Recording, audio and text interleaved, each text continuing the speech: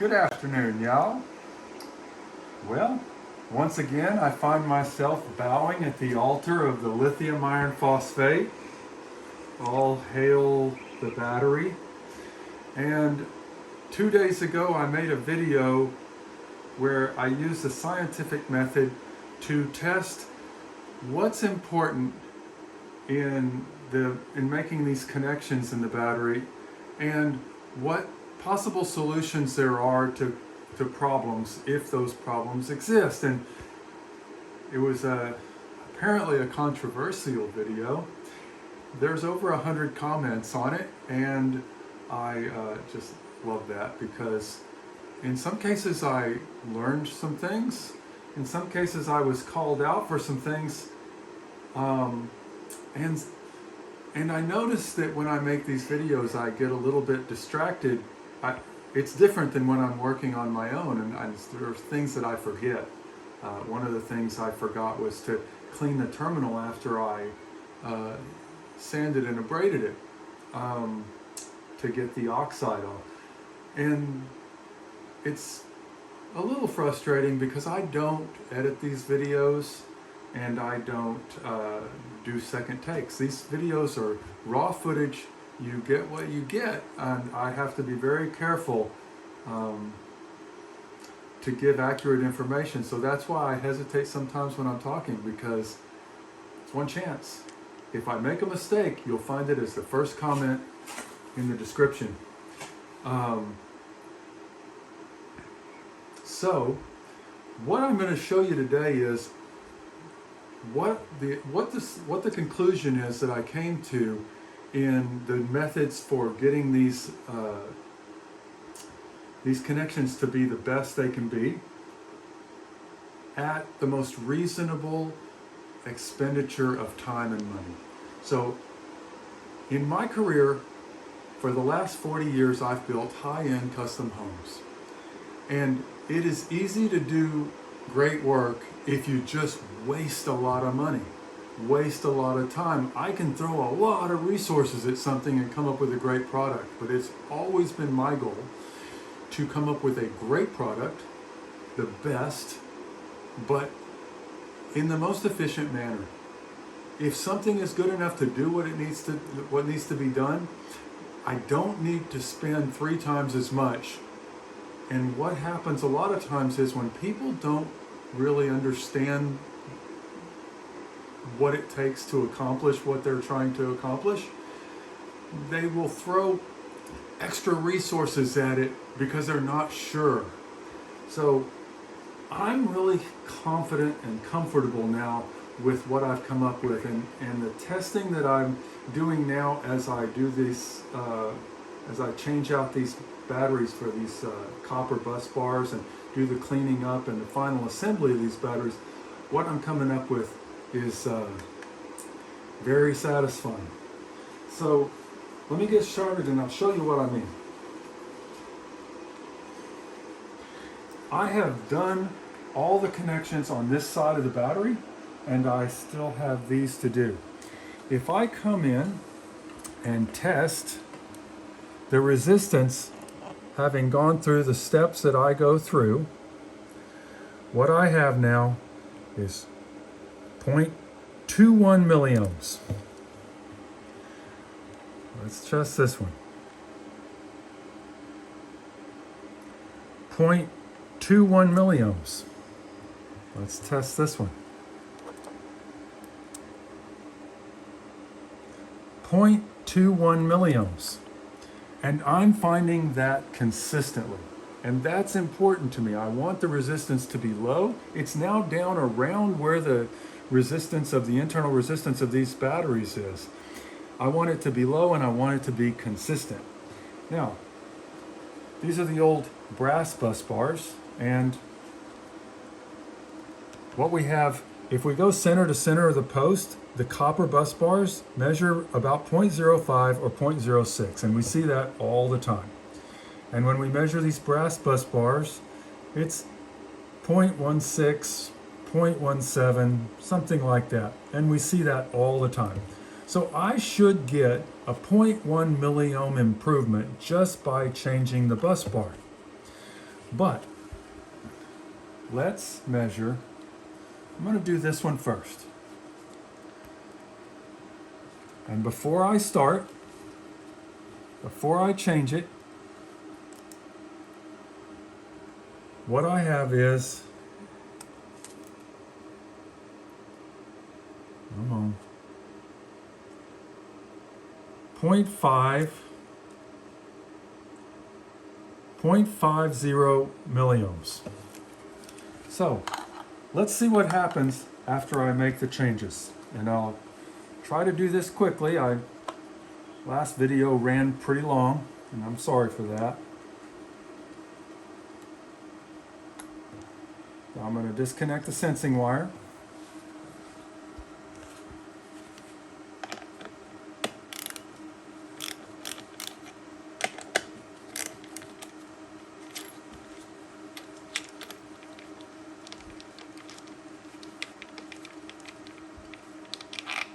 Take that brass bus bar and discard it.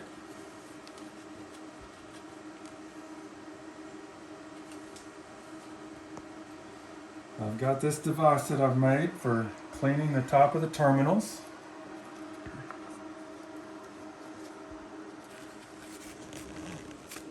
And as I've used it, I've gotten a little bit better at holding it straight.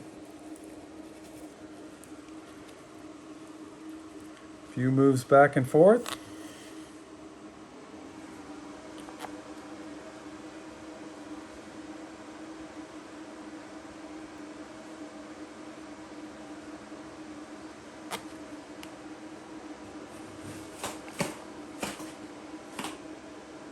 That looks pretty nice and shiny. I'm going to do just a little bit more.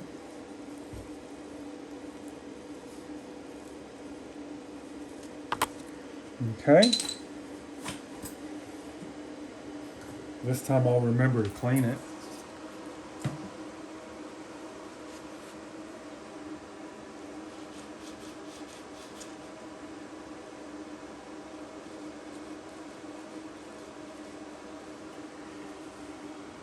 And that's the aluminum oxide and whatever dirt is accumulated. Now I'm going to go ahead right now and put this assembly paste, because that's going to stop the oxidation from occurring.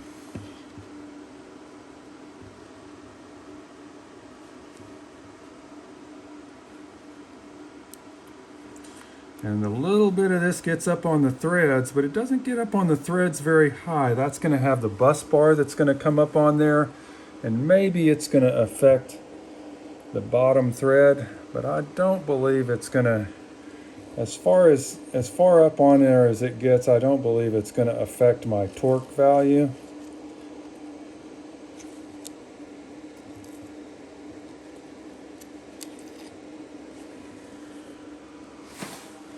And I don't think I have to get this real thick.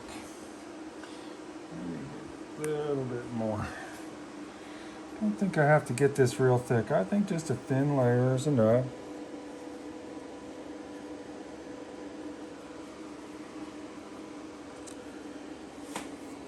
I missed a little spot. Got it. Okay. Now, I'm going to take a copper bus bar, make sure it's flat, and it is, and I will go ahead. I didn't see a lot of difference when I sanded the bus bar, but I'm going to go ahead and sand the bus bar because it certainly won't hurt.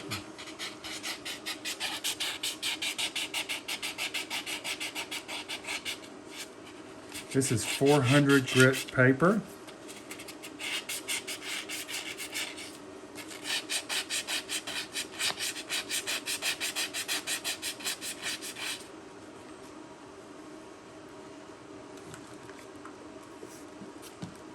That's alcohol that I'm using.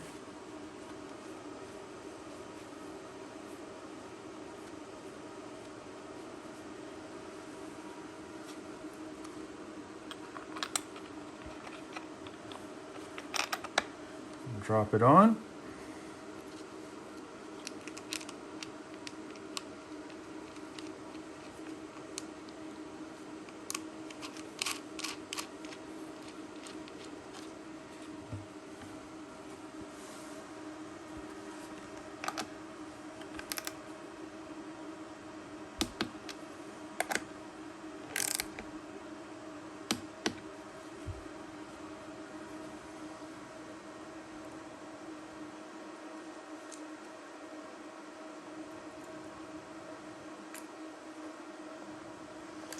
I have a little split ring washer on these. I don't know if you see that, but I've got the stainless screw, a split ring washer, and then the ring terminal. All right, now let's measure that.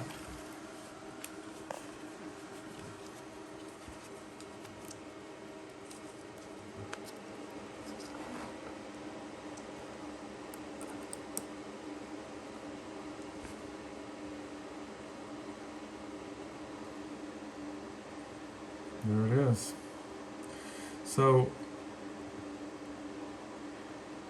we get a fairly consistent result. 0.21, 0.22, 0.20, right in there. And I'm very pleased with that. I think that consistency is important. I'm going to show you one more time. Before I get started, let's test the baseline.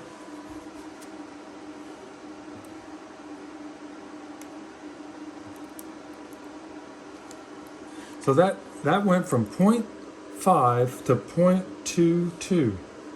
That's a heck of an improvement.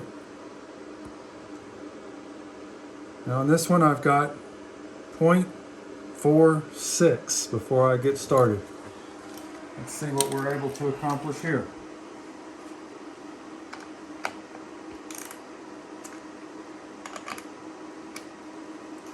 Go ahead and pull this balancing wire off, sensing wire off for the BMS.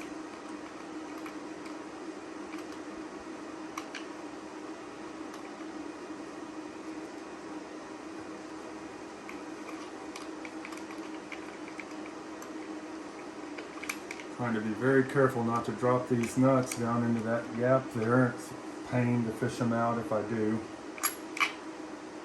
Discard that brass bus bar.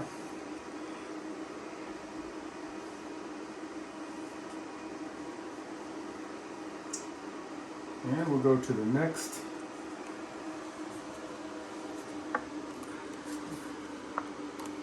spot on this strip of sandpaper.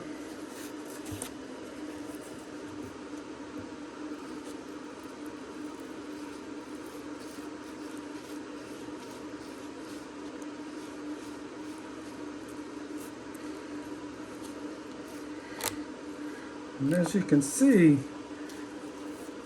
the effort that I'm having to go to get this consistent, rather low resistance connection isn't that great. I think what I've done is I've boiled it down to addressing the things that matter most. Definitely getting the low-hanging fruit.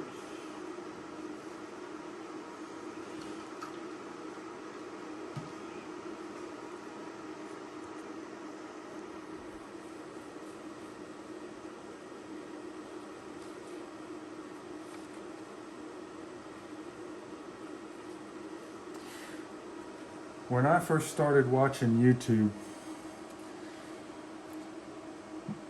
I watched it in the past, but when I started watching it more of my time, I was in Mexico, and I needed something to fill some time with. I wasn't watching television, and I did a lot of reading and such. But people would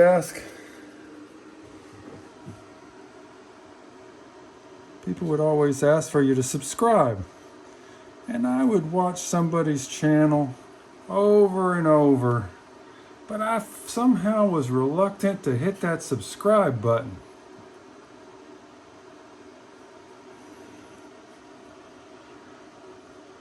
And I didn't really understand how important those subscriptions are. And I didn't like, when I started this channel, I didn't like asking people to subscribe. Seems like I'm begging. All right, I'm begging y'all. Please subscribe to the channel. Please subscribe to the channel. Click on that little bell thing so you get the notifications. I want you to see the next video. I want you to see this follow-up to the last one that I did. So if you'll do that, I'll keep trying to do my best. All right, I've got that prepared, sanded, and then protected. I'm going to sand a little bit on the bottom of this bus bar.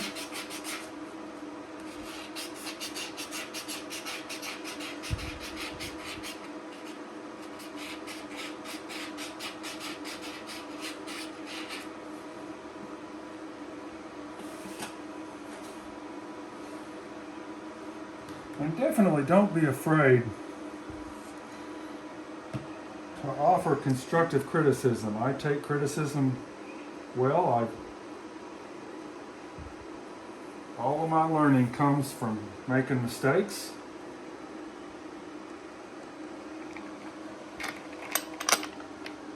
So I've sanded, cleaned. Don't drop the nuts.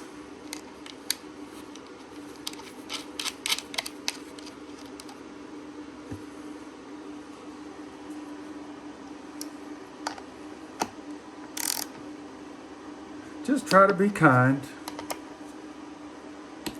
Then I can hear it easier. I take criticism more from people who obviously care. But I'll take it from anyone.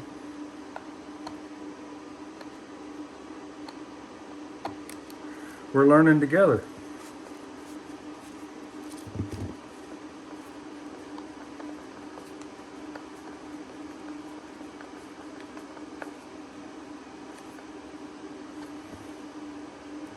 All right, let's test it. Started at 0.46, and now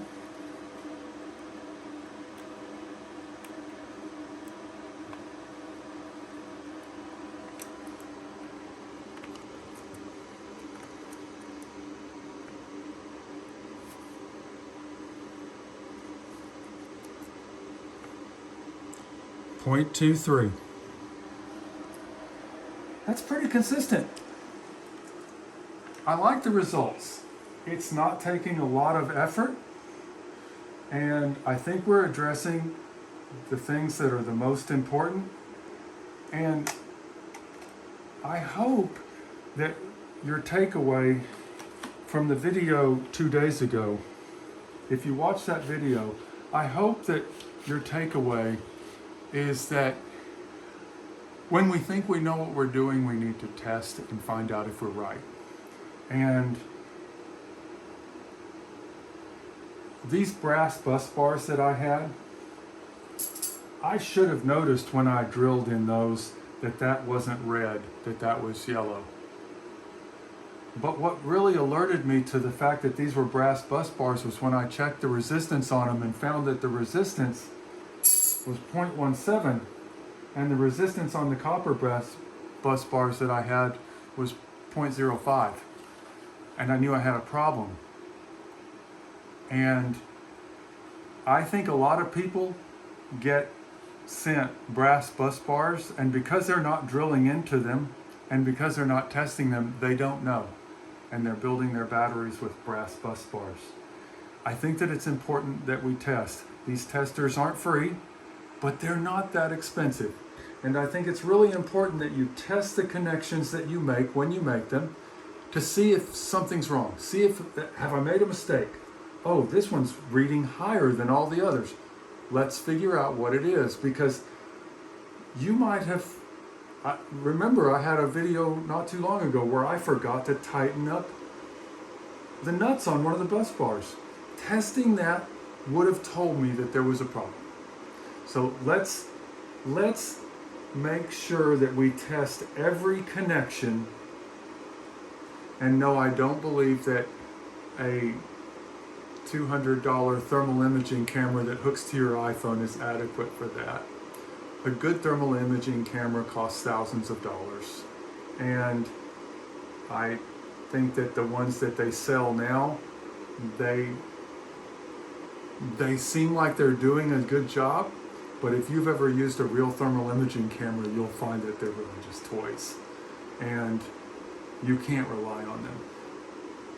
Test your connections, find out if you have some problems, and come up with your own method so that you can work through these systems quickly and effectively.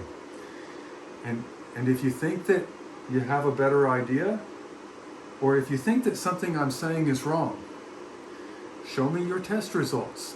Show me your data or your evidence, and let's get to the better answer. I'm happy to be improved upon. But it has to be more than just an idea or what you think. It needs to be backed up with repeatable data. If you show me something that you're testing, I should be able to take the same situation and test it and repeat your results. You should be able to repeat mine. All right, that's all for this video. Thank you very much. Please like and subscribe. Click on the bell, and we've got some more videos coming up that are going to be great. I promise I'll do my best. Bye.